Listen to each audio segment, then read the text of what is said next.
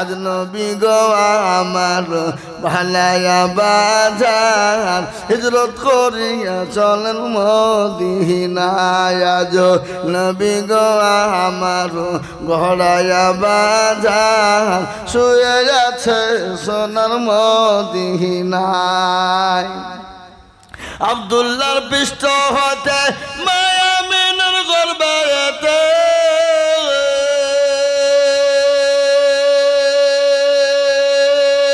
জন্ম নিলেন নবী মক্কাতে আজ নবী গো আমার ঘোড়ায়া বাজার হিজরত করিয়া চলেন মদিনায় আজ নবী গো আমার ভালায়া বাজার শুয়ে আছে সোনার মদিনায় নবী বলে হযরত আলী আছে বিছানা খালি নবী বলে হযরত আলী আছে বিছানা খালি আমার বিছানায় শুয়ে যাও আজ নবী গো আমার ভালায়া বাজার হিজরত করিয়া চলেন মদিনায় আজ নবী গো আমার ঘোড়ায়া সংসার শুয়ে আছে সোনার মদিনায় ওই নবীর নামে দুরূদ পড়িলে ওই নবীর নামে দুরূদ পড়িলে হাবিয়া তু যখন নিভে যায় আজ নবী গো আমার ঘোড়ায়া বাজার হিজরত করিয়া চলেন মদিনায় আজ নবী গো আমার ভালায়া সংসার হিজরত করিয়া চলেন মদিনায় ও মুসলমান দরদি বিশ্ব নবী তো ইয়তীম তিনি তো ইয়তীম তিনার তো মা ছিল না তিনার তো বাপ ছিল না মা মারা গেছে বাপ মারা গেছে বড় লম্বা কাহিনী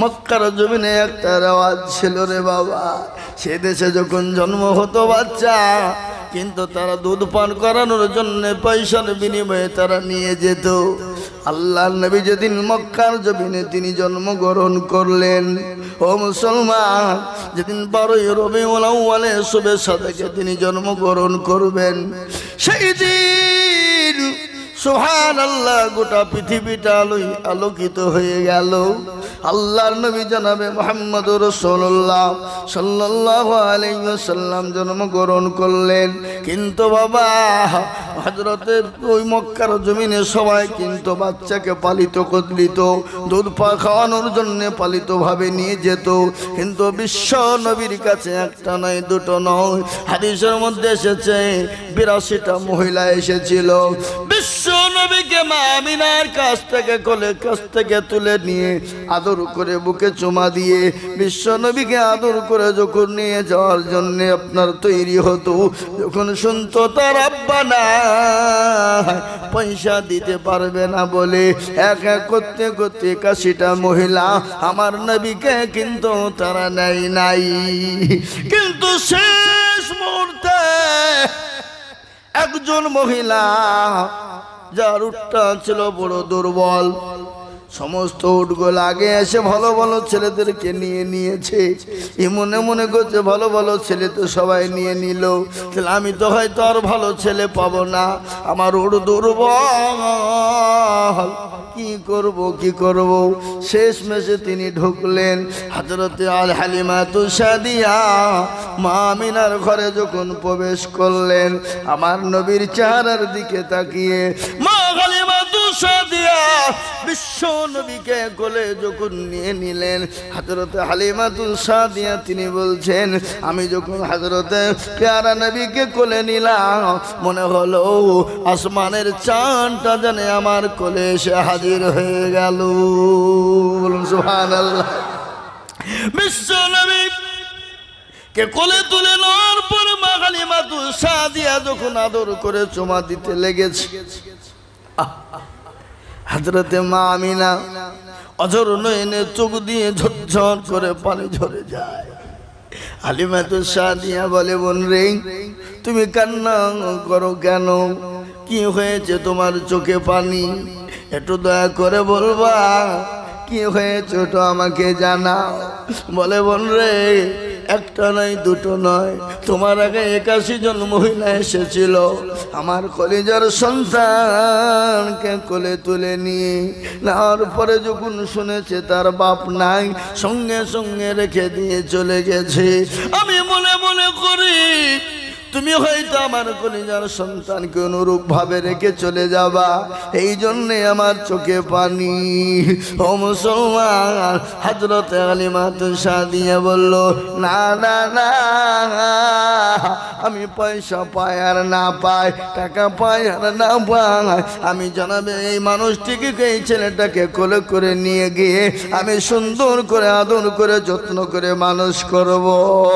হযরত হালিমা সাদিয়া, ও মুসলমান, পুরো যদি সুন্দর করে কুড়ে গুড়িয়ে বলতে যায় ঘন্টার পর ঘন্টা, রাত পর রাত কেটে যাবে। আমি সংক্ষিপ্ত আপনাদেরকে শোনাইছি। আল্লাহর নবী, বিশ্ব নবী মুহাম্মদুর রাসূলুল্লাহ সাল্লাল্লাহু আলাইহি ওয়াসাল্লামকে মা হালিমা কোলে করে নিয়ে যায়। ও মুসলমান, দেখুন বিশ্ব নবীর মর্যাদা কাকে বলে, বিশ্ব নবীর মর্যাদা কাকে বলে। হযরতে হালিমা সাদিয়া আল্লাহ নবীকে পিঠের উপর বুকে কোলে করে নিয়ে পেছনে বসা, হযরতে হালিমার স্বামী সামনে বসা, কিন্তু উঠে যাবে না। উঠে জবান থেকে মুখ খুলে গেল, বলে ওরে হালিমা, যার জন্যে গোটা পৃথিবী তৈরি হলো, যার জন্যে কুলকাইনাত তৈরি হয়ে গেল, ওই মানুষটা বেঁচে থাকবে আর আমি উঠ কি করে চলতে পারি বল। হযরতে হালিমা সাদিয়া তিনি বুঝতে পারলেন বিশ্ব নবীকে কোলে করে নিয়ে সামনে বসা যে উটটা ছিল দুর্বল, চলতে পারে না, এত দুর্বল চলতে পারে না, সে উটটা বিশ্ব নবীর স্পর্শ পেয়ে, বিশ্ব নবীর মর্যাদার কারণে সে উট সবার আগে কিন্তু পৌঁছে গেল। দুর্বল, সুবহানাল্লাহ। সবাই অবাক হয়ে গেল, তার সঙ্গী সাথীরা অবাক হয়ে গেল, বলে সর্বনাশ, যে হালিমার উটটা চলছিল না, ওটি দুর্বল, জায়গায় জায়গায় শুয়ে যেত, আর সেই উটটা যত শক্তিশালী কি করে হলো, সবাই অবাক হয়ে গেল। হযরত হালিমা সাদিয়া তিনি বলেন, খালি উটেই নাই, আমি যখন বাড়িতে পৌঁছে গেলাম, আমার বাড়িতে কুয়াতে পানি ছিল না, কুয়ায় পানিতে ভর্তি হয়ে গেল। কুয়া বোঝেন না, ইন্দারা ইন্দারা কি বলেন আপনারা, যে আগে পানি, কুয়াতে পানি ভর্তি হয়ে গেল। আমার যে ছাগলগুলা পেটে পেট ঠেকে যেত, খেতে পাতো না, দুধ ছিল না, আমার নবীর মর্যাদা, আমার নবীকে নিয়ে যাওয়ার পরে সেই ছাগলের আপনার স্তনে দুধ চলে এলো, সেই ছাগলের পেট গলা বড় বড় হয়ে গেল। হযরত হালিমা সাদিয়া তিনি বুঝতে পারলেন ইনি তো সেই কেউ নন, ইনি হলেন বিশ্ব নবী জনাবে মুহাম্মদুর রাসূলুল্লাহ সাল্লাল্লাহু আলাইহি ওয়াসাল্লাম। সব থেকে বড় একটা ঘটনা শুনেলেন, একজন বেদুইন নারী, একজন হযরত হালিমা সাদিয়ার মেয়ে, বেদুইন, সে তো কিছু বোঝে না, বুঝে গো, সে বুঝে বিশ্ব নবীকে খেলা দিচ্ছে, বিশ্ব নবীর গায়ে বোলায় আর বলে বেঁচে থাকুক মুহাম্মদ, মুহাম্মদ দীর্ঘজীবী হোক, সুবহানাল্লাহ। সে জানে না ও তো বেদুইন নারী, কারে নিয়ে খেলা দেয়, ও কি জানে উনি তো বিশ্ব নবী জনাবে মুহাম্মদুর রাসূলুল্লাহ সাল্লাল্লাহু আলাইহি ওয়াসাল্লাম। ও মুসলমান দরদি, বিশ্ব নবী আস্তে আস্তে তিনি বড় হলেন। বিশ্ব নবী কাকে বলে? নবীর কত বড় ইনসাফ, তিনি কত বড় জাস্টিস, কত বড় ইনসাফ আলা জাজ, তিনি কত বড় সুপ্রিম। তিনার একজন দুধ ভাই ছিল, হযরতে খলিমাতুন সাদিয়ার একটা সন্তান ছিল। বিশ্বনবী যখন ডান দিকের স্তনে মুখ দিয়ে দুধ পান করাইতেন, ডান থেকে বাম দিকে তিনি মুখ দিতেন, কিন্তু বিশ্বনবী কোনোদিন বাম দিকে মুখ দেন না। কেন? তিনি বুঝতে পেরেছেন আমি যদি ডান খেয়ে যদি বামটাও খেয়ে নিই, আমার দুধ ভাই সে তো খেতে পাবে না। তিনি আল্লাহু আকবার, তিনি এত বড় ইনসাফওয়ালা জজ, তিনি এত বড় জাস্টিস, এত বড় সুপ্রিম, যা বিশ্বে কোনোদিন হয়নি এবং কিয়ামত পর্যন্ত কোনোদিন ওরকম নবী হবে না। হবে গো? এই কথা বলেন, হবে? হতে পারে না। ও মুসলমান দরদি, আমার নবী সম্পর্কে আল্লাহ কোরআনে পাকে বলেছেন, লাকাদ কানা লাকুম ফি রাসূলিল্লাহি উসওয়াতুন হাসানাহ। ওগো মুসলমান, তোমরা শুনে নাও, আল্লাহ রাব্বুল আলামিন কোরআনে বলেছে আমার নবীকে এত সুন্দর করে চরিত্রবান করে বানানো হয়েছে, এত সুন্দর করে বানানো হয়েছে, যা কিয়ামত পর্যন্ত আর এরকম কাউকে বানানো আর হবে না। আজকে ওই নবীকে অনেকে গাল দেয়, দেয় না? অনেক বেঈমান গাল দেয় না, দেয় না? জোরে বলুন। তারা আমার নবী সম্পর্কে জানে না, আমার নবীর আদর্শ সম্পর্কে জানে না, আমার নবী কেমন ব্যবহার শুনেন। একদিন মসজিদে নববীতে বসা, কোথায় বসা? মসজিদে নববী। সাহাবায়ে কেরাম রাদিয়াল্লাহু তাআলা আনহু আজমাইনদেরকে নিয়ে বসা। একজন বেদুই ইহুদি মসজিদে দাঁড়িয়ে তিনি প্রসাব করছেন। সাহাবায়ে কেরামদের চোখ মোটা হয়ে গেল। আচ্ছা বলেন তো, আপনাদের ডাড়াপাড়ায় কেউ যদি এসে দাঁড়িয়ে মসজিদে প্রসাব করে, আপনি কি করবেন? কি করবেন? বুঝতেই পারছেন আপনারা কি করবেন? তা ওর কল্লা উড়িয়ে দেবো নাকি? যা হবে হবে। তোর এত বড় সাহস যে মসজিদে দাঁড়িয়ে প্রসাব করবে? কিন্তু বিশ্বনবীর সাহাবাদের চোখ গেলা মোটা মোটা হয়ে গেল। আল্লাহ নবী বলে, থামো, তার প্রসাবটা আনলোড হতে দাও। ডাক্তার নবী, প্রসাবটা ক্লিয়ার হতে দাও। সার্জেন নবী বলে, প্রসাব আটকালে তার কিডনির ক্ষতি হতে পারে, অসুস্থ হতে পারে। বিশ্ব নবী তিনি দাও তো এত বড় ডাক্তার, এত বড় সার্জেন, এত বড় দার্শনিক। বিশ্ব নবী দেখলেন তার প্রসাব আনলোড হয়ে গেছে, ক্লিয়ার হয়ে গেল। আল্লাহ নবী বলেন, ও বাবু এখানে এসো, তোমাদের উপাসনালয় আছে না? বলে হ্যাঁ আছে। তোমাদের উপাসনালয়ে যদি কেউ এরকম করে দাঁড়িয়ে প্রসাব করে, তুমি কি করবা? বলে, তার গর্দান উড়িয়ে দেবো, কল্লা উড়িয়ে দেব। বলে, তাহলে শোনো, এটাই একদম ওটা হবে। আর প্রসাব চেপে এখানে প্রসাব করাবো, উঠা উঠি করলে হবে না। এটা দূরে আল্লাহুম্মা সাল্লি আলা,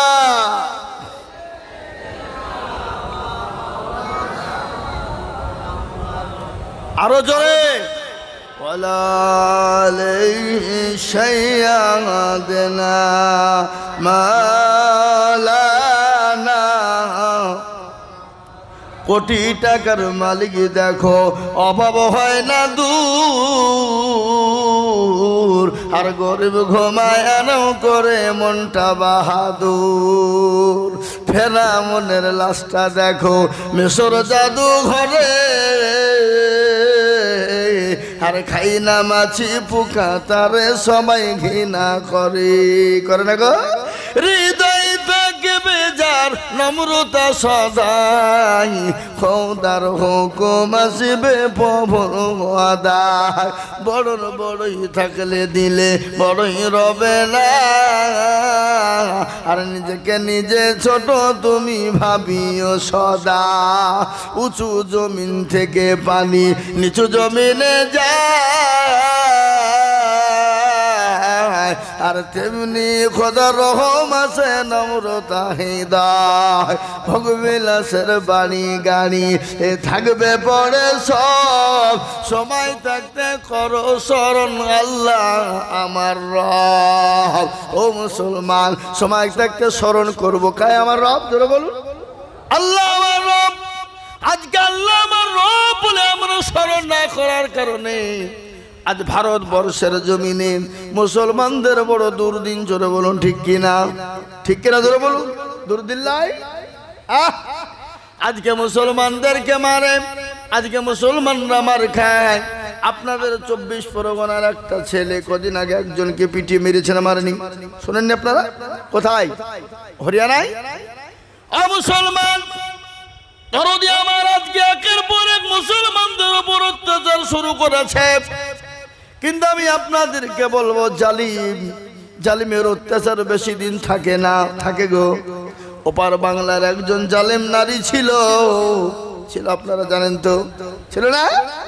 এত অত্যাচার করে জালেম ওলামাদের উপর অত্যাচার, নিরীহ মানুষদের উপর অত্যাচার করেছিল। আল্লাহ তাকে এমন ধ্বংস করে দিয়েছে, বাড়ি ঘর সব জমি জায়গা ছেড়ে দিয়ে পালিয়ে আসতে দিশে পাইনি। আজকে মুসলমানদের ওপর যারা অত্যাচার করছো, তোমরা তৈরি থাকো।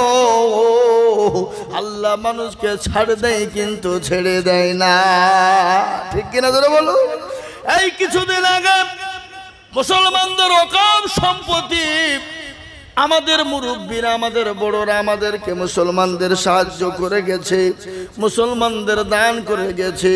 5 আগস্ট মাসের 5 তারিখে দিল্লির পার্লামেন্টে ওটাকে পাস করার জন্য তারা কমিটি গঠন করে, তারা আত্মসাৎ করার জন্য তারা উঠে পড়ে লেগেছে।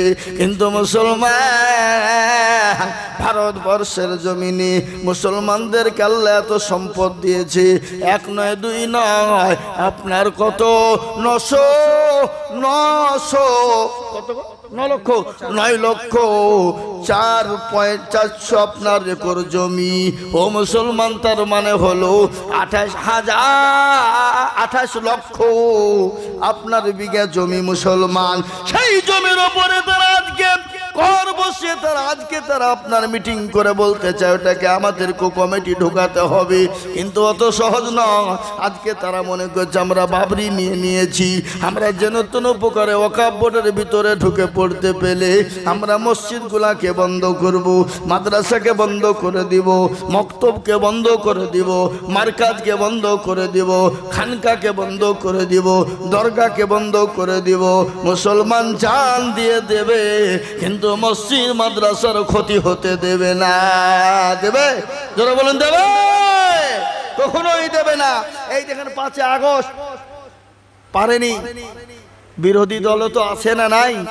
যারা বলো, তারা শোরগোল শুরু করে দিয়েছে, সেটাকে সিভিল কোর্টে পাঠানো হয়েছে। আমাদের কাছ থেকে ইমেল এর মাধ্যমে ভোট চেয়েছে। আপনারা দিয়েছেন না দেননি? অনেকে দিয়েছেন না দেন না? এখনো অনেকে আমাদের গ্রামগঞ্জের মানুষ চিনে না, বুঝতে পারে না, জানে না। আজকে আমার ভারতবর্ষের জমিনে কত কোটি মুসলমান বলুন দেখি আপনারা?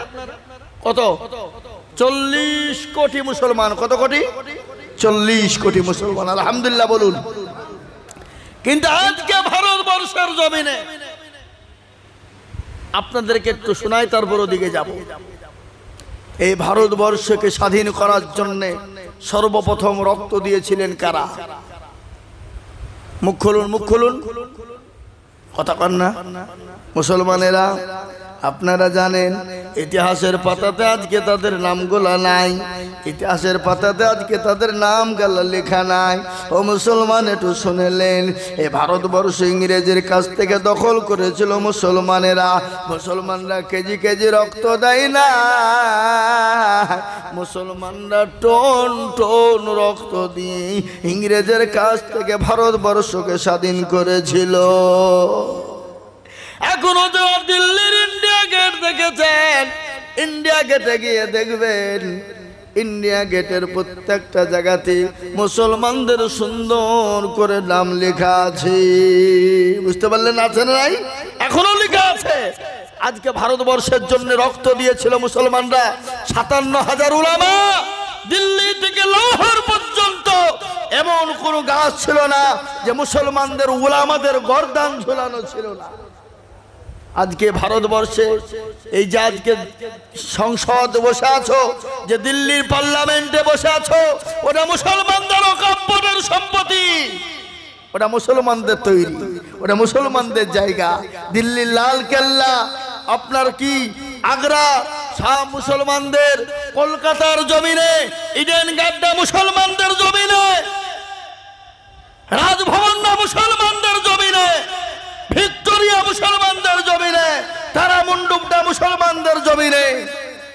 কোথায় আছো তোমরা? সায়েন্স সিটি যে জায়গায় তোমরা করেছো ওটা মুসলমানদের ওকাবের সম্পত্তির ওপরে। আজকে মুসলমানরা ভিখারি নয়, মুসলমান দরদি। কি বলছেন আপনারা জানেন না? জানেন না? আজকে তারা এটাকে দখল করতে চাইছে, কিন্তু মুসলমান দিয়ে দেবে অত সহজ? আর যখনই তারা এটাকে দখল করবে, আপনি আপনার নিজের ধর্ম আপনি পালন করতে পারবেন না, আপনি ঈদগাহায় নামাজ পড়তে পারবেন না, আপনি গোরস্থানে আপনি কাউকে মাটি দিতে পারবেন না, আপনি আপনার মসজিদে আজান দিতে পারবেন না। আপনার অনুমতি নিতে হবে, অনুমতি দিলে আপনি পাবেন, না হলে পাবেন। বুঝতে পেরেছেন না? পারেননি? ও মুসলমান দরদি আমার ভাই, আল্লাহওয়ালা, দিনওয়ালা, ইমানওয়ালা, কলমাওয়ালারা, তা আমি আপনাদেরকে বলবো, আসুন আল্লাহকে আঁকড়ে ধরি। আর আল্লাহকে যদি আমরা আঁকড়ে ধরতে পারি, আল্লাহ মানুষকে ছাড় দেয়, কিন্তু ছেড়ে দেয় না।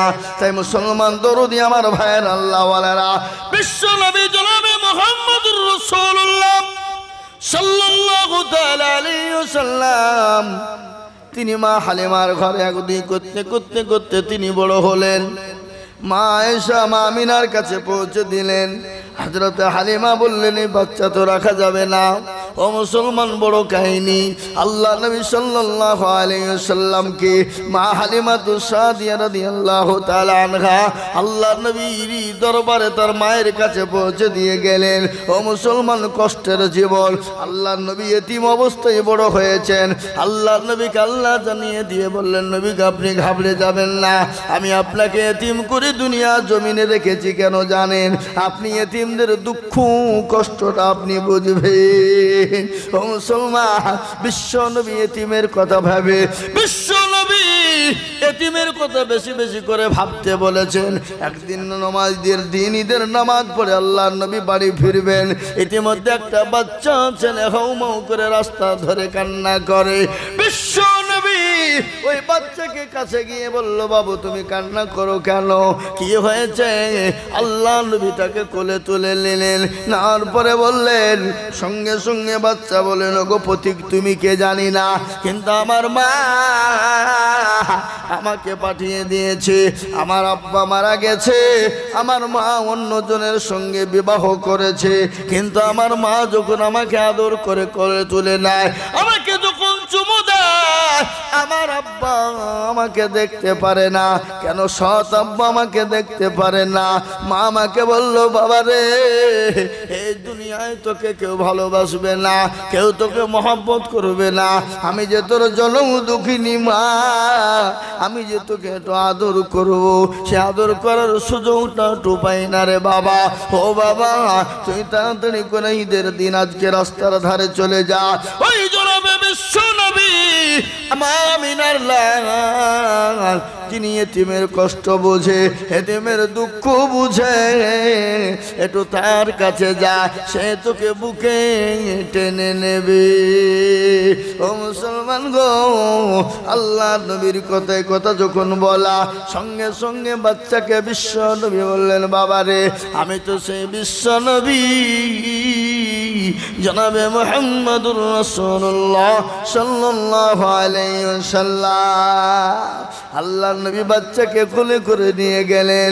ও মুসলমান, আল্লাহু আকবার, তাকে বাড়িতে নিয়ে গেলেন। মা আয়েশাকে ডাকলেন, বলে, আয়েশা রে, আজকে তোমাকে একটা নতুন উপহার দিব, তুমি কে নিতে চাও?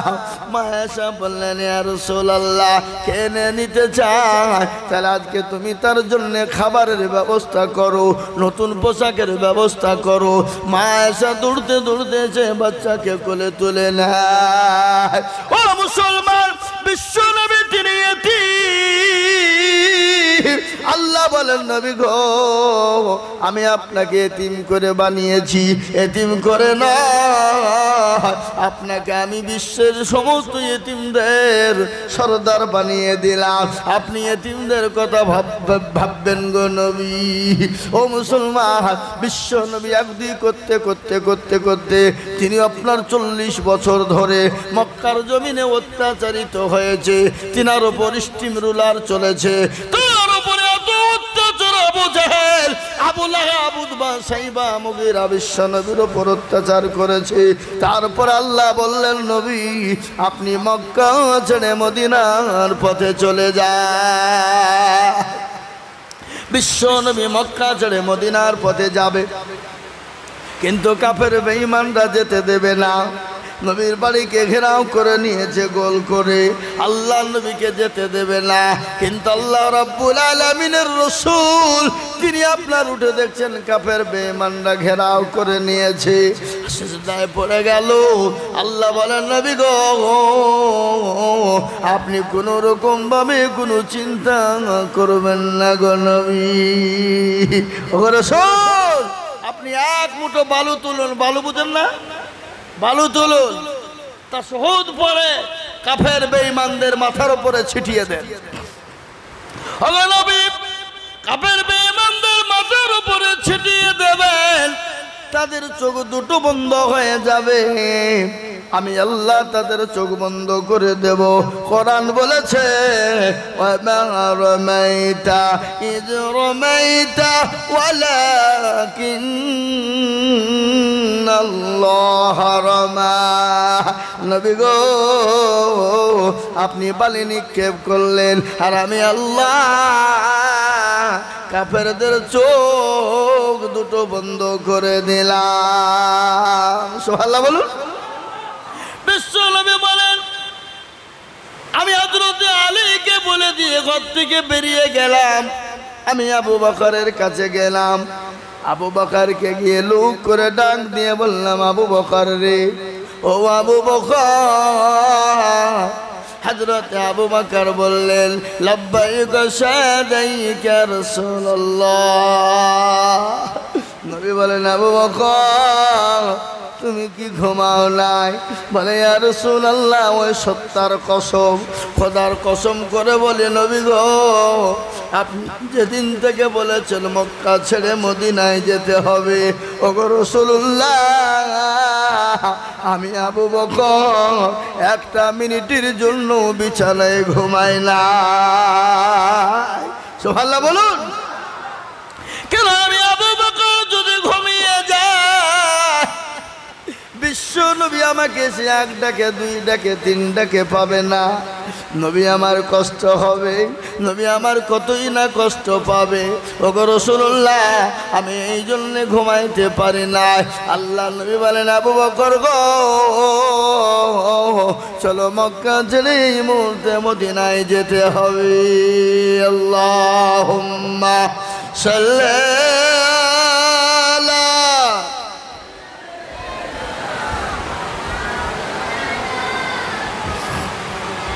আলা সাইয়্যিদিনা। ও মুসলমান দরদি, বিশ্ব নবী আবু বকরকে সঙ্গে করে মক্কা ছেড়ে মদিনার পথে যাবে। হযরতে আবু বকর কখনো ডানে, কখনো বায়ে, কখনো সামনে, কখনো পিছনে। আল্লাহ নবী বলে, আবু বকর তুমি এরকম করো কেন? বলে, ইয়া রাসূলুল্লাহ আমি আবু বকর যখন পেছনের দিকে চলে যাই, আমার মনে হয় কাফেররা আপনাকে পেছন থেকে তীর নিক্ষেপ করতে পারে। ইয়া রাসূলুল্লাহ আমি আবার সামনের দিকে দৌড় দিই, কেননা কাফেররা হয়তো আপনাকে পেছন সামনে থেকে তীর আঘাত করতে পারে। ইয়া রাসূলুল্লাহ আমি ডানে বায়ে করি যখন, কেন জানেন? হয়তো কাফেররা আপনাকে সাইড থেকে তীর নিক্ষেপ করতে পারে। বলে, নবী গো আমি আবু বকর মারা যায় যাব, কিন্তু আপনি নবী আপনার গায়ে একটা ফুলের ছিটকিও জারে না পড়ে যায়। সুবহানাল্লাহ বলুন। গজল আছে, সাইয়্যিদ আলম নবীজি শাহে মদিনা, মদিনা যাইতে নবী হলেন রওয়ানা। ওরে কাফের মক্কা বাসী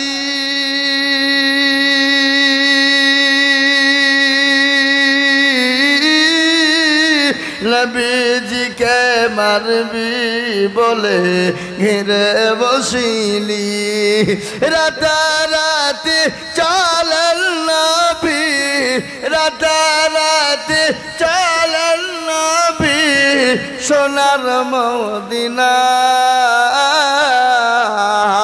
মদিনা যাইতে নবী হলেন রওয়ানা মদিনা যাইতে নবী হলেন রওয়ানা ওরে কাফের শুন রে তোরা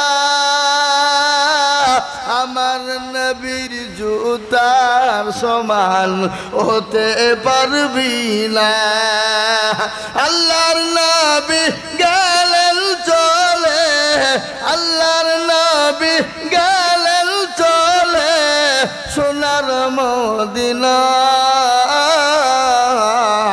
মদিনা যাইতে নবী হলেন রওয়ানা মদিনা যাইতে নবী হলেন রওয়ানা ও মুসলমান দরদি আল্লাহ নবী মক্কা ছেড়ে মদিনার পথে যেতে যেতে যেতে ও বাবজি ভাইরা তরুলতা গাছপালা পাথর থেকে নিয়ে আকাশের পশু পাখি সময় ঝরঝর করে কান্না করে যায় বলে নবী গো আমাদেরকে এতিম করে চলে যাবেন ওগো নবীজি আমরা কাকে নিয়ে থাকবো আল্লাহ নবী বলেন ও গাছপালা তরুলতা জমি তুমি শুনে নাও আমার তো মন চেয়েছিল আমি রাসূল কাবা শরীফের খিদমত করব আমি কাবার খিদমত করব কিন্তু আবু জেহেল আবু লাহাব উতবা সাইবা মুগীরা